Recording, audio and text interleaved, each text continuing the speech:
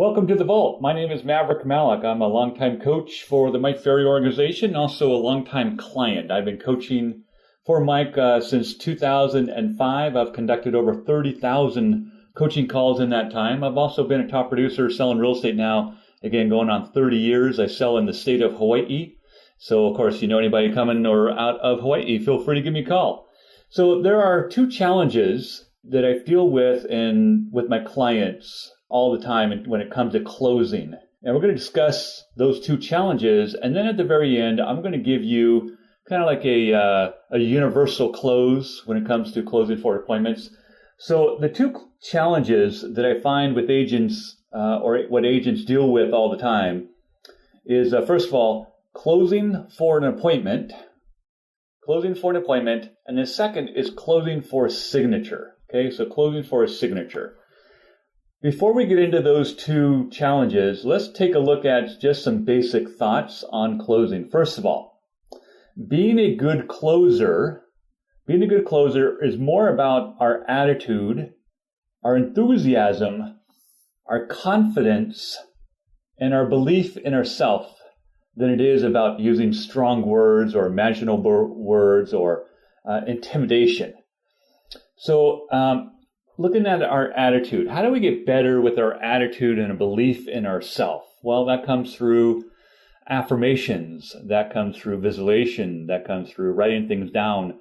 Affirmations like, I am a lean, mean closing machine. I always close when a yes is still possible. I always close when there's a yes, right? Still possible. I am a great closer, right? If you were to say that over and over and over again, that your attitude and your belief in yourself will increase. Okay. How do we become more enthusiastic? Is be more excited when you're going to close. Think about the opportunity that the person that you're speaking to is worth $5, $10, $15, $20,000, right, on the other end of the phone, and that you could literally have a couple-minute conversation and set up an appointment for that $5, $10, $15, $20,000. Isn't that exciting? I bet. Okay. And then obviously just learning some simple closers or simple closing lines will also help you with your confidence. Okay, you've heard knowledge equals confidence. Knowledge of what? Knowing what to say will increase your confidence. Okay, the second point about closing is to be a good closer is that you must be a good listener. You must be a good listener.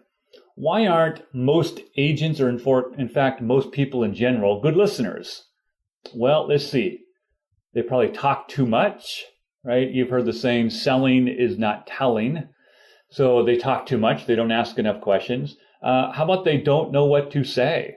Yeah, we see that all the time. They just don't know what to say. So what do? They talk.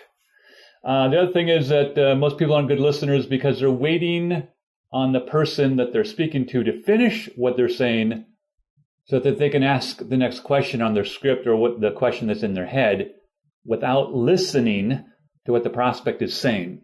Let me give you an example. I was hosting a prospecting clinic in Las Vegas for Mike Ferry, probably 7 years ago. And I was listening in to an agent closing for an appointment. Now, I don't know if she was just intimidated because I was listening in, or she just lacked skills or lacked listening. Could have been all the above. And so she closes for an expired, and she's doing pretty well. Talking to the expired using our script, gets down to the point of closing for the appointment. And the prospect says, we are leaving later on this afternoon to go on a cruise. We'll be back in 3 weeks. Call us then, and we'll have you come over. Pretty simple, right? Well, again, the agent wasn't listening and tried to close her for that day. Now, again, I give her kudos for trying to close, but then she really wasn't listening. And the prospect says, no. We, again, appreciate what you have to say, but just give us a call in 3 weeks. And I wrote on a little note, put it in front of the agent's face that said close. So what did the agent do? She says to the seller, wouldn't it be great if you can get your home closed or sold while you're gone? I can meet you today or tomorrow. What works best? And the seller says, you're not listening to what I'm saying, and hung up on the phone. Now, I told her, in essence, afterwards, I said, she gave you the opportunity to close her for 3 weeks from now. And that's what I meant when I said close, right? Close for what you hear. So listening is a big part of closing. Okay, so let's take a look at 3 points when it comes to closing for an appointment. Okay, again, most agents have a problem closing for an appointment.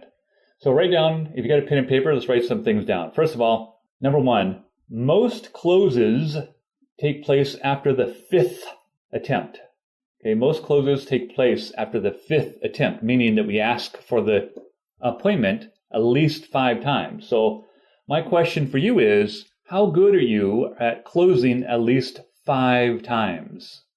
Most people, or most agents, will only close once or twice, and then they give up. So how do we get better at closing for more than 5 times? First of all, should you practice with your role play partners? Of course, practice with the role play partners, but practice not to the point where they give you 5 different objection handlers, and then you handle those 5. No, or 5 objections. No, take one objection, for example, we're going to relist with the same agent. And then I want you to practice with your role play partner handling that one objection 5 different ways or 5 different times. I don't care even if you use the same objection, but I want you to use it or practice that one objection 5 times.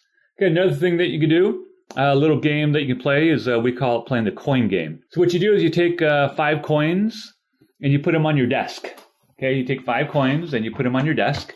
And as you're closing for the appointment, you slide 1 coin over, and then you close again and you slide another coin over until that your objective is to close 5 times for that appointment, okay, with that prospect, until you have all 5 coins slid over. Okay, so we call that the coin game. So we can play the coin game. Okay, point number 2, or letter B, however you're keeping track here when it comes to closing for an appointment, is always use what we call alternative times. Okay, or always use the alternative close. What that means is A or B. So I can meet you this time or that time, which works better for you. Okay, so always practice using alternative times. We want to be careful, though, is don't try to cram a square peg into a round hole. What I mean by that is listen to what the prospect is saying, and if they say, for example, that we're going to go on vacation and we're going to interview agents next week, don't try to set an appointment today. Set an appointment for next week. So when you get back, I can meet you on Thursday or Friday, which works best for you. Okay. Another way that I see agents trying to cram the square peg into a round hole is they'll say things like, Mr. Seller, I can meet you today. Would 3 or 3:05 work best? Well, what if today or 3 o'clock doesn't work at all? You just back yourself into a corner. So what we want to do is start a little wide on your times and then work your way down from there. Okay, because if you start narrow, you can't go anywhere else. So for example, Mr. Seller, I can meet you this week or next week, which works better for you? He says, well, this week would probably be better. Fantastic. Would Thursday or Friday be better? Well, I guess Friday. Good. Afternoon or evening? Evening, fine. I have a 5 or a 7. Well, I guess 7. Good. So now you have an appointment based upon their time frame versus yours. Okay, and I know that many people are trying to find an appointment for, today, but listen to your prospect because you should be able to set more appointments based upon their time frame. Third point is we want to ask for the appointment one more time than what you're comfortable with. Okay, ask for the appointment one more time than what you're comfortable with. Well, how do you know what you're comfortable with? It's when you stop. So if you stop asking twice, then that's what you're comfortable with. So how many times do you actually close for an appointment before you become uncomfortable? So how do we get beyond being uncomfortable? It's practice. Practice, and then practice some more. So practice with your role play partners, closing 5 times, as we mentioned earlier. Take the coin game, as we mentioned earlier, and you want to close 5 times. You keep doing that, and then you'll get to 6, and then 7, and then 8, and then 9, and so forth, so that hopefully at some point, closing becomes easy for you for an appointment, and that there will be no threshold of being uncomfortable. Okay, so there's several points in closing for an appointment. Now let's take a look at some points in closing for a signature. So again, if you're taking notes, you want to write down for me.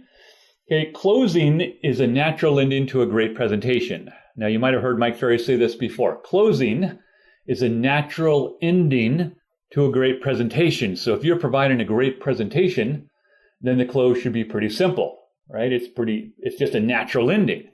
So how do we get better at a strong presentation? Well, how about improving on your presentation so that your presentation becomes stronger? Second thing is, when it comes to closing for a signature, is that when you use a strong, canned presentation, of course, like the one that we recommend on the Mike Ferry website, then you're sitting in front of a highly motivated seller, the close is simple.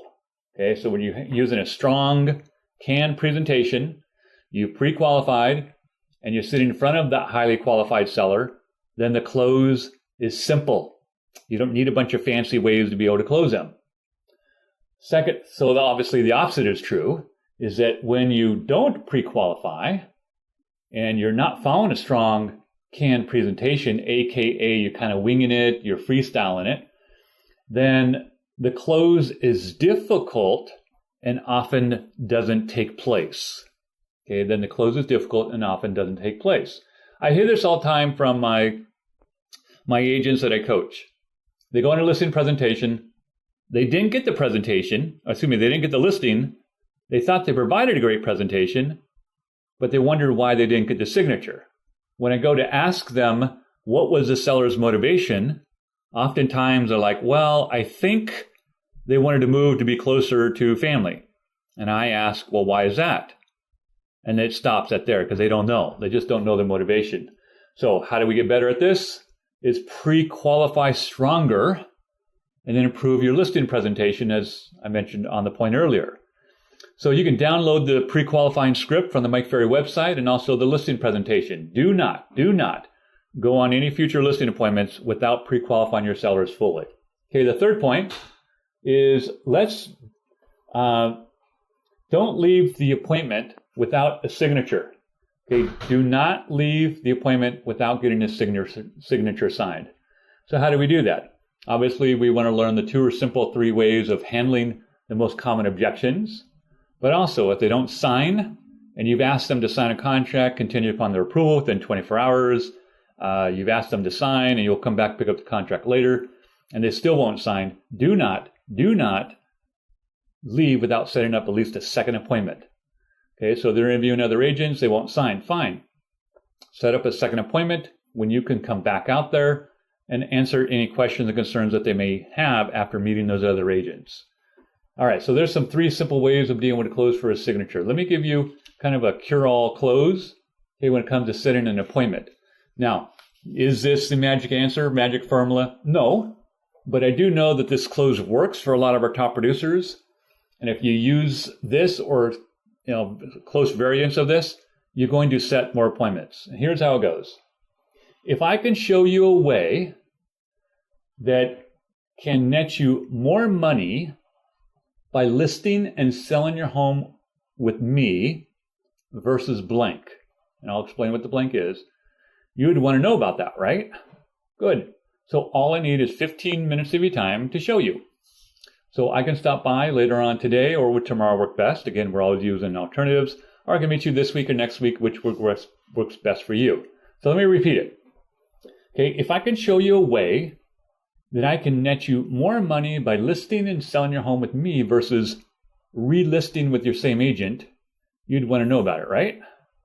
Okay, if I can show you a way that I can net you more money by listing and selling your home with me versus listing with your friend, you'd want to know about it, right? Okay, you put in selling it on your own, waiting for the market to improve, so forth. I mean, there's a lot of different things that you can handle with this. Okay, all I would need is 15 minutes of your time to show you how I can net you more money. Would this week or next week work best for you? So again, closing is a simple thing. It's not difficult. So don't make it difficult. Again, this is Maverick Malik. Have a wonderful day. Aloha.